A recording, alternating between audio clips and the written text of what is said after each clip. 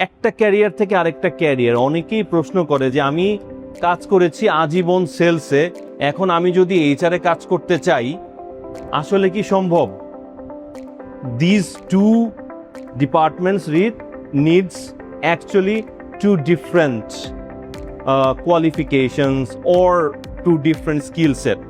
কিন্তু আমরা একটা জায়গায় মার্চ করতে পারি। যদি মার্কেটিংয়ে কেউ কাজ করে, তাদের কাদের সাথে কাজ করতে হয় সবচেয়ে বেশি? ফিল্ডে কাজ করতে হয়। ফিল্ডে কাদের সাথে কাজ করতে হয়? হোলসেলার থাকে, বায়ার থাকে, দিজ আর পিপল, না মানুষ। এইচআরে যারা কাজ করে মানুষ, রাইট? আমরা কি করি? কোনো কাস্টমার এন্ডে যখন যাই নেগোশিয়েট করি, কোনো বায়ার এন্ডে যাই নেগোশিয়েট করি, রাইট?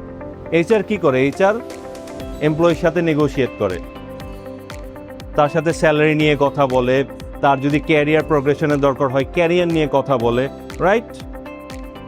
মার্কেটিংয়ের মানুষ বা সেলসের মানুষজন কি করে? মোটিভেট করে একটা জিনিস সেল করে।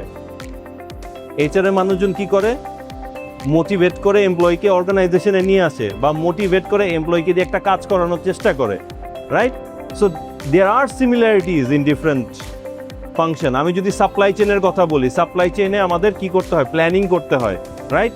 আমি যখন একটা ক্যান্ডিডেটকে আমি চিন্তা করবো যে সাপ্লাই চেন থেকে আমি ওকে এইচআরে নিয়ে আসবো, অনেকেই শুনে থাকবেন business partnering concept, right?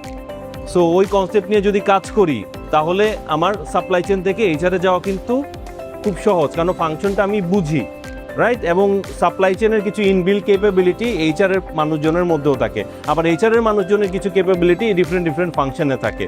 So আমার মানে কথাটা হচ্ছে এরকম, যখন আমি টপ ম্যানেজমেন্টে চলে যাই, অ্যাকচুয়ালি লিডারশিপ পজিশনে চলে যাই, তখন আমার স্কিলটা হয়ে যায় জেনেরিক স্কিল। তখন কিন্তু আর আমি এইচআরের ব্যক্তিত্ব থাকি না, আমি হয়ে যাই পুরো অর্গানাইজেশনের একজন বিজনেস ব্যক্তিত্ব। সো ডোন্ট থিঙ্ক যে আমি মার্কেটিংয়ে পড়ালেখা করেছি বলে I should build my career in marketing. ঠিক আছে? আজকে আমি সাপ্লাই চেনে পড়ালেখা করেছি বলে আমার সাপ্লাই চেনেই কাজ করতে হবে, that is not necessary, because when you go up up up in the ladder, your key functional skill will not work, rather you will be in the administration of the entire organization.